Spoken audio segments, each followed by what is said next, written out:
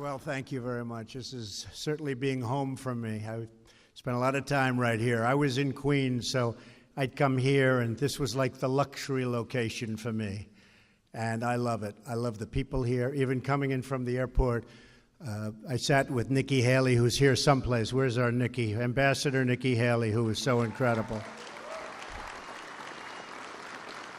And she's seen crowds in her life, and she said, boy, those are really big crowds. Crowds of people all lining the streets all the way over to here, and it's really a special place. And so when I heard about this, I said, I want to do that one.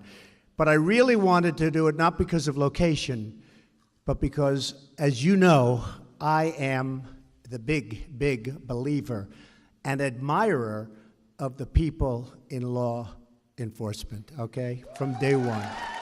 From day one. We love our police, we love our sheriffs, and we love our ICE officers. And they have been working hard. Thank you. They have been working hard. Together, we're going to restore safety to our streets and peace to our communities. And we're going to destroy the vile criminal cartel MS-13 and many other gangs. But MS-13 is particularly violent. They don't like shooting people because it's too quick. It's too fast. I was reading one of these animals was caught and explaining they like to knife them and cut them and let them die slowly because that way it's more painful and they enjoy watching that much more. These are animals. We're joined today by police and sheriffs from Suffolk, Nassau, Dutchess, and Ulster counties, state police from New York and New Jersey, many of you I know, great friends, immigration and customs enforcement officers, and law enforcement personnel from a number of federal agencies. So we're loaded up with great people, that's what I call it. And I want to just tell you all together right now, and the reason I came, this is the most important sentence to me, on behalf of the American people, I want to say thank you. Thank you very much. Thank you.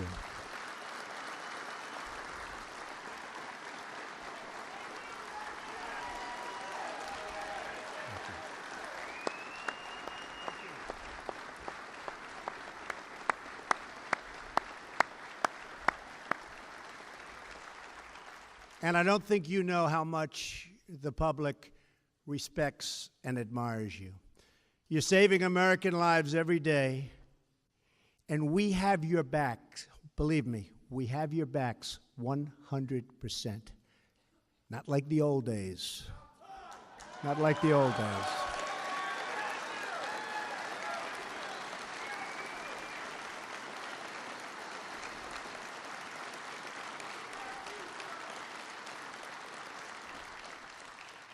You know, when you want to take over used military equipment, they were saying you couldn't do it.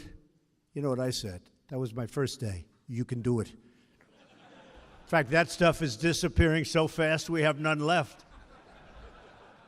You guys know how to, you really knew how to get that. But that's my honor, and I'll tell you what, it's being put to good use. I especially want to thank ICE Director Tom Holman, who has done an incredible job in just a short period of time. Tom, get up here. I know you just spoke.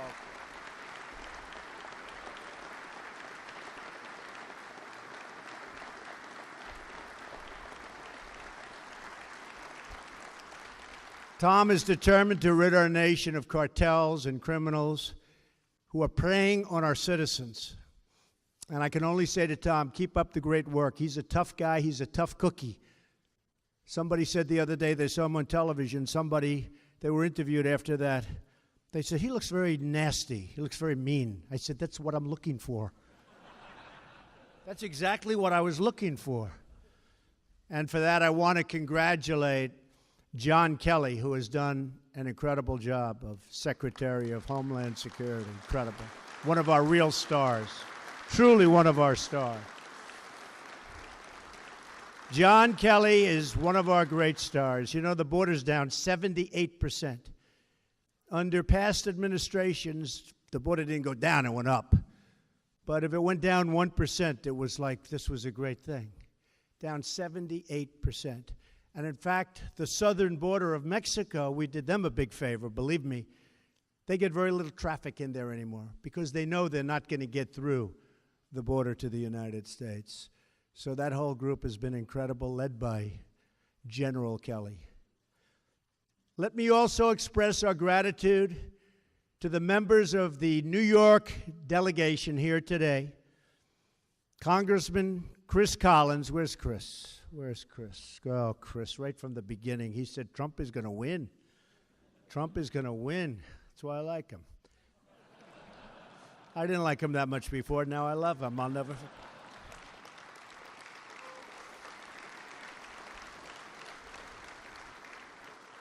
Dan Donovan. Thanks, Dan. Thank you, Dan. And Lee Zeldin, who I supported right from the beginning when they said he didn't have a chance of beating a pretty popular incumbent.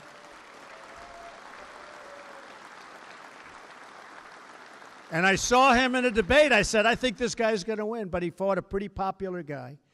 And I said, I think he's going to win. And went heavy for him, and he won. And he won pretty easily, didn't you? Pretty good. I'm proud of you. Great job. And, of course, a legend, somebody that we all know very well, sort of my neighbor, because I consider him a neighbor. But he's really a great and highly respected man in Washington, Congressman Peter King. Peter.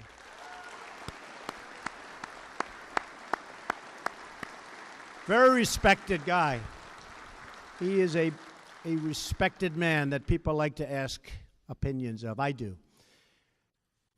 Congressman King and his colleagues know the terrible pain and violence MS-13 has inflicted upon this community and this country. And if you remember, just a little more than 2 years ago, when I came down the escalator with Melania, and I made the speech, people coming into this country, everyone said, what does he know? What's he talking about? And there was Bedlam. Remember Bedlam? And then about 2 months later, they said, you know, he's right. So I'm honored to have brought it to everybody's attention. But the suffering and the pain that we were going through, and now you can look at the numbers, it's a whole different world. And it will get better and better and better because we've been able to start nipping it in the bud. We've nipped it in the bud. Let's call it start nipping it in the bud. And MS-13, the cartel, has spread gruesome bloodshed throughout the United States. We've gotten a lot of them out of here. Big, big percentage, but the rest are coming. They'll be out of here quickly, right? Quickly. Good.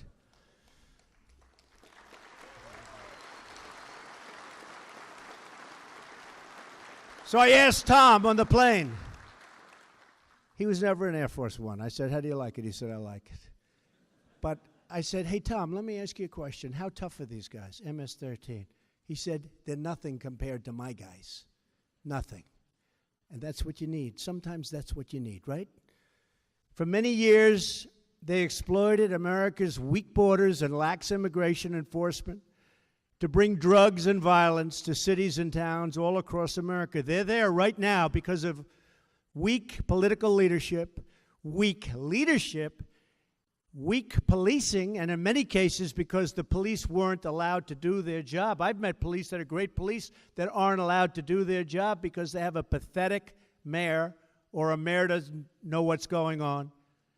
But yeah.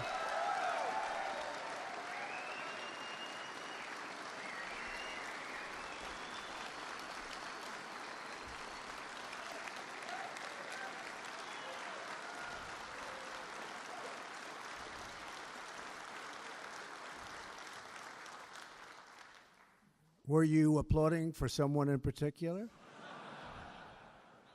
It's sad. It's sad. You look at what's happening, it's sad.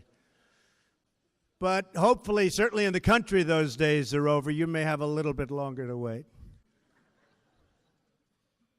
But from now on, we're going to enforce our laws, protect our borders, and support our police like our police have never been supported before. We're going to support you like you've never been supported before.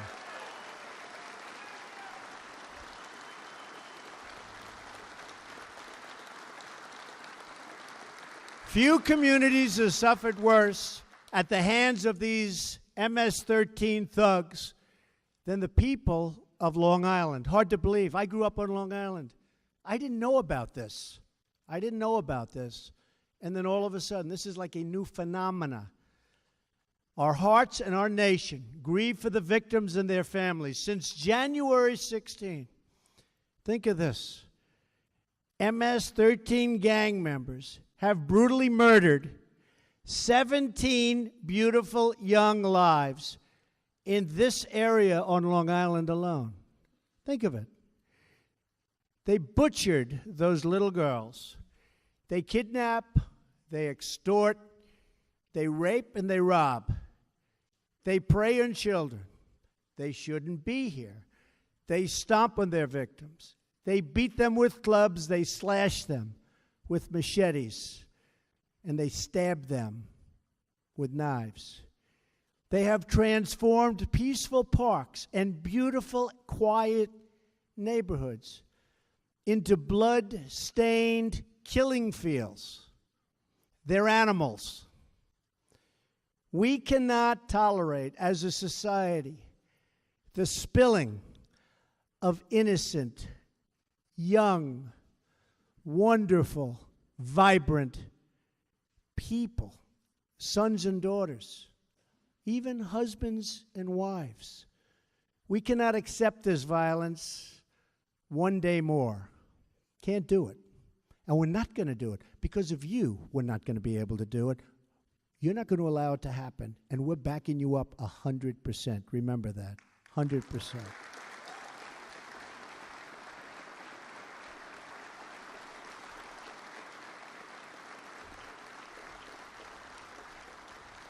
It is the policy of this administration to dismantle, decimate, and eradicate MS-13 at every other, and I have to say, MS-13, that's a name, rough groups, that's fine. We got a lot of others. And they were all let in here over a relatively short period of time. Not during my period of time, believe me. But we're getting them out. They go into jails, and then they're going back to their country. Or they're going back to their country, period. One by one, we're liberating our American towns. Can you believe that I'm saying that? I'm talking about liberating our towns. It's like I'd see in a movie. They're liberating the town. Like in the old Wild West, right? We're liberating our towns. I never thought I'd be standing up here talking about liberating the towns on Long Island, where I grew up. But that's what you're doing. And I can tell you, I saw some photos where Tom's guys, rough guys, they're rough. I don't want to be, say it because they'll say that's not politically correct. You're not allowed to have rough people doing this kind of work. We have to get, just like they don't want to have rich people at the head of Treasury, okay? Like I want a rich guy at the head of Treasury, right?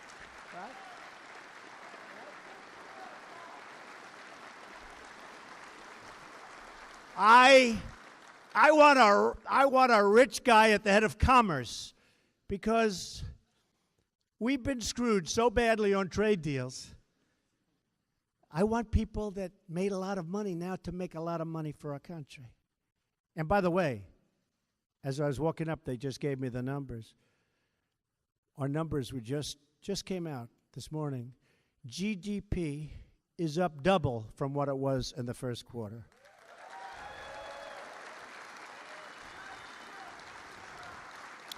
2.6%. We're doing well. We're doing really well, and we took off all those restrictions, and some were statutorily stuck with for a little while, but eventually that statute comes up, and we're going to be able to cut a lot more. But we've sort of liberated the world of creating jobs, like you're liberating us and the people that live in areas. But I have to say, one by one, we are indeed freeing up these great American towns and cities that are under siege from gang violence. Look at Los Angeles. Look at what's going on in Los Angeles. Look at Chicago. What is going on? Is anybody here from Chicago? We have to send some of you to Chicago, I think. What's going on? I mean, do you see what's happening there? Do we agree? Is this something maybe? Is this something?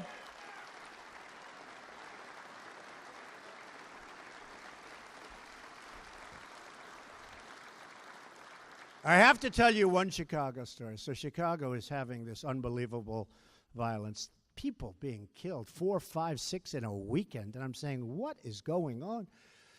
And when I was running, we had motorcycle brigades take us to the plains and stuff. And one of the guys, really good, you could see a really respected officer, police officer.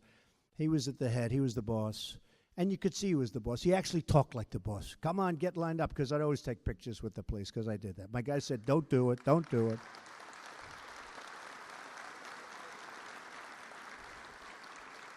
Other candidates didn't do it that I was beating by 40 points. Can you believe it? But I did it. Maybe that's why I was winning by 40 points. But other candidates wouldn't do it. But I always took the pictures with the police. But we're in Chicago, and we have massive motorcycle brigades. And, you know, those people have to volunteer. I don't know if you know that, but from what I understand, they have to volunteer.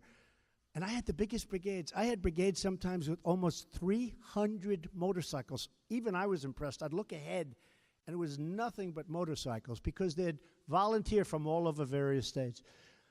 But there's one guy who was impressive. He was a rough cookie and really respected guy. I could see he was respected. And he said, all right, come on, get over here, get over here. He's got to get to work, get over here. And I said, so let me tell you, you're from Chicago? Yes, sir. I said, what the hell is going on? And he said, it's a problem can be straightened out. I said, how long would it take you to straighten out this problem? He said, if you gave me the authority, a couple of days. I really mean it.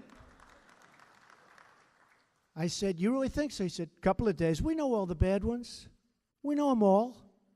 He said, the officers, you guys, you know all the bad ones in your area. You know them by their names. He said, we know them all.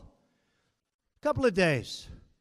I said, you got to be kidding. Now, this is a year and a half ago. I said, give me your card. And he gave me a card. And I sent it to the mayor.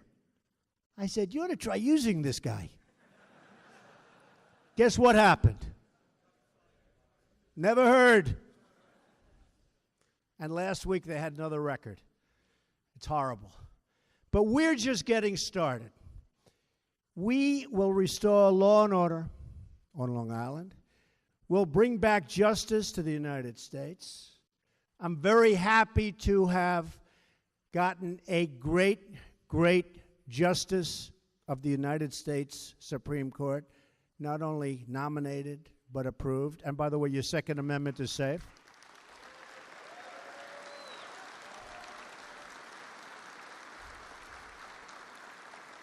Your Second Amendment is safe. I feel very good about that. Wasn't looking so good for the Second Amendment, was it, huh? If Trump doesn't win, your Second Amendment is gone. Your Second Amendment would be gone. But I have a simple message today for every gang member and criminal alien that are threatening so violently our people.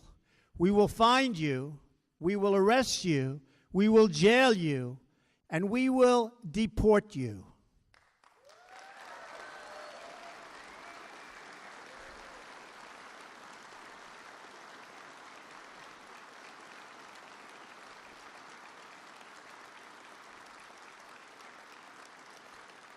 And, you know, we had some problems with certain countries. Still do with a couple, but we'll take care of them. Don't worry about it. Anytime we have a trade deficit, it's very easy, which is almost everywhere.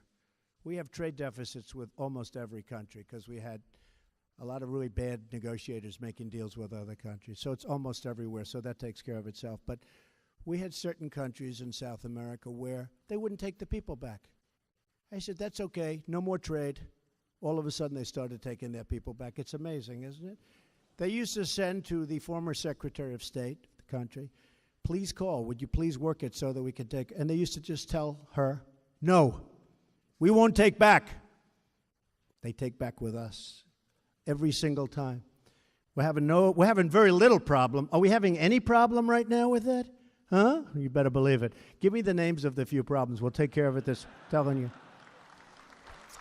It's unbelievable.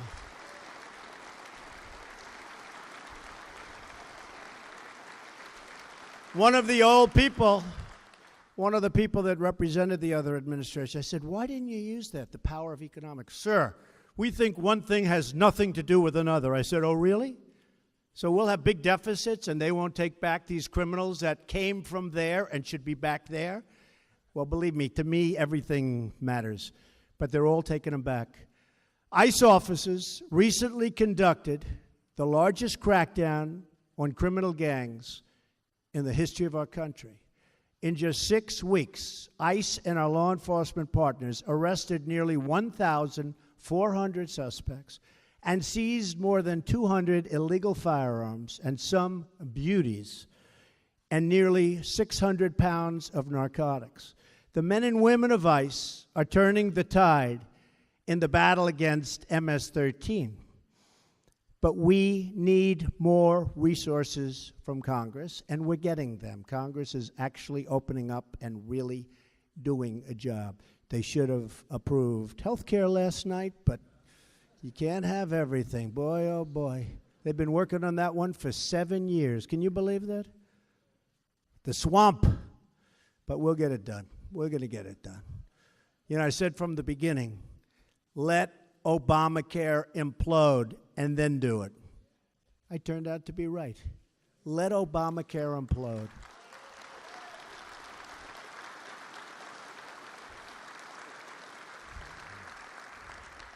Right now, we have less than 6,000 enforcement and removal officers in ICE.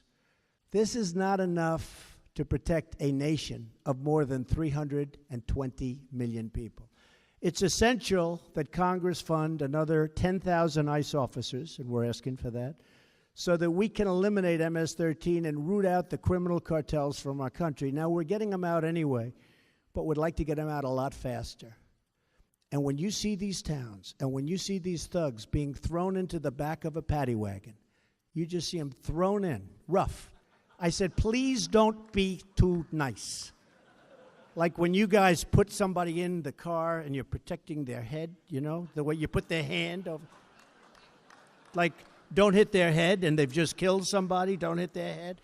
I said, you can take the hand away, okay?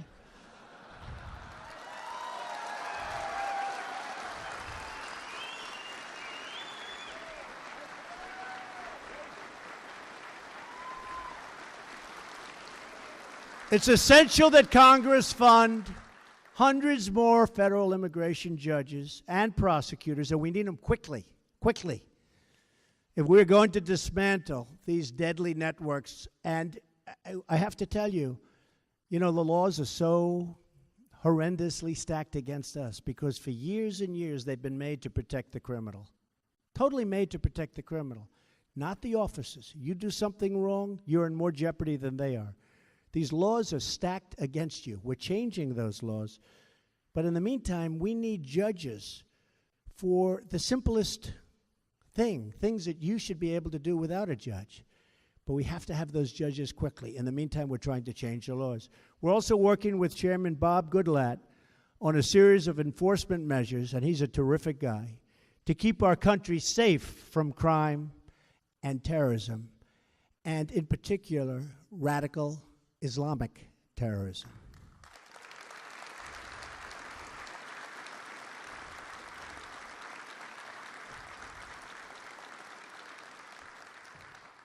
A term never uttered by past administration. Never uttered. Did anybody ever hear that term? I don't think so. But you heard it from me. That includes cracking down on sanctuary cities that defy federal law, shield visa overstays, and that release dangerous criminals back into the United States communities. That's what's happening. They're releasing them. So many deaths where they release somebody back into the community. And they know it's going to end that way. That's the sad. They know it's going to end that way. We're ending those procedures. We have to secure, thank you.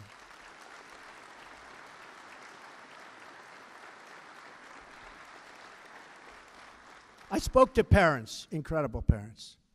I got to know so many parents of children that were so horribly killed, burned to death, beaten to death, just the worst kind of death you can ever, stuffed in barrels.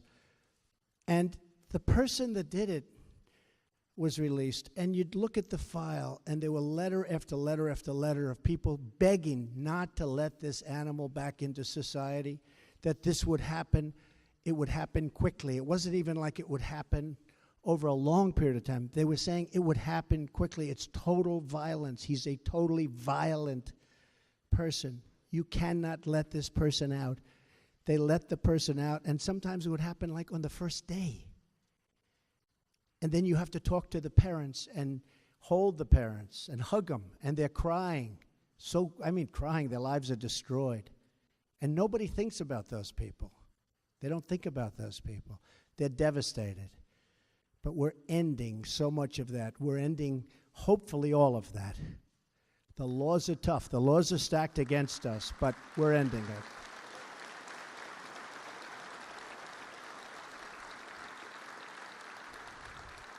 So we're going to secure our border against illegal entry, and we will build the wall. That I can tell you. In fact,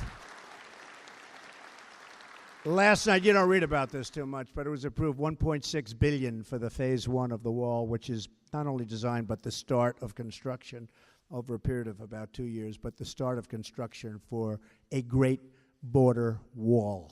And we're going to build it. The wall is vital, and vital as a tool for ending the humanitarian disaster brought on by drug smugglers, and new words that we haven't heard too much of, human traffickers.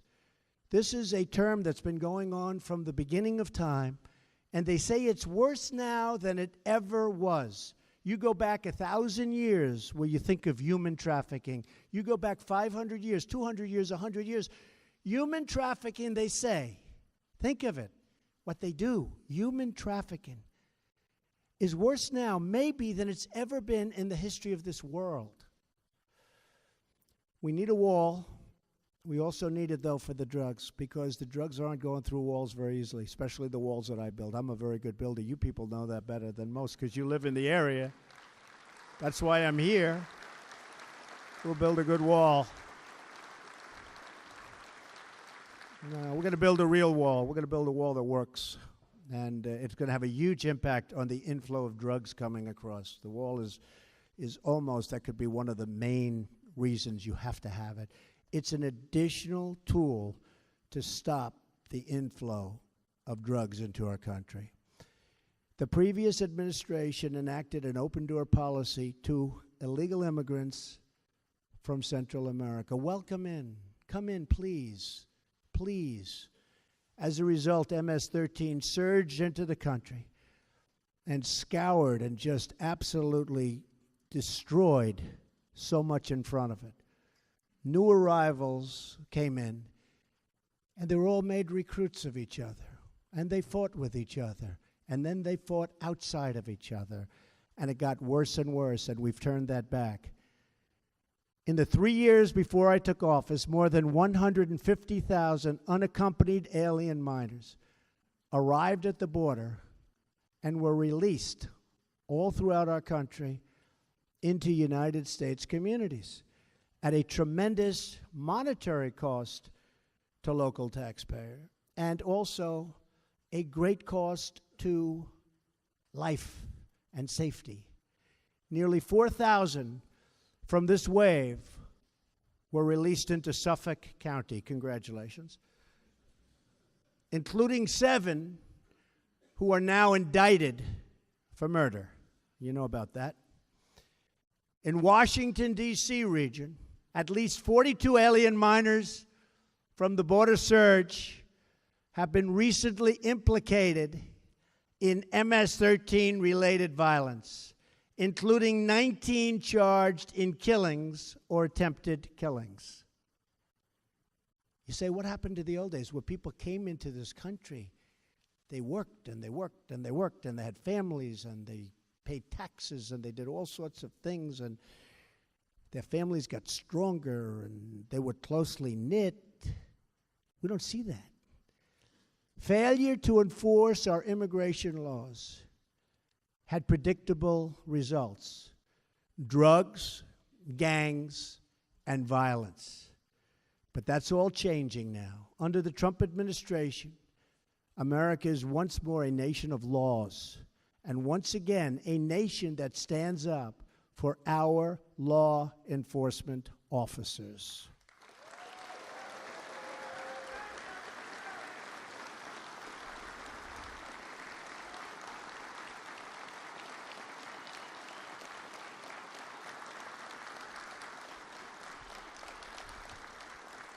We will defend our country, protect our communities, and put the safety of the American people first. And I'm doing that with law enforcement, and we're doing that with trade, and we're doing that with so much else. It's called America First. It's called an expression I'm sure you've never heard of: Make America Great Again. Has anybody heard that expression? Who heard that?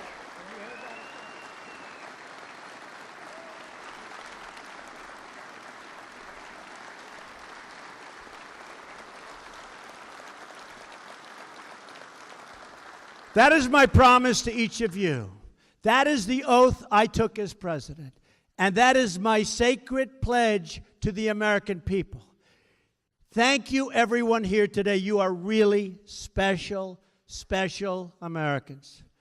And thank you in particular to the great police, sheriffs, and ICE officers. You do a spectacular job. The country loves you. The country respects you. You don't hear it, but believe me, they respect you as much as they respect anything there is to respect about our country. You are spectacular people.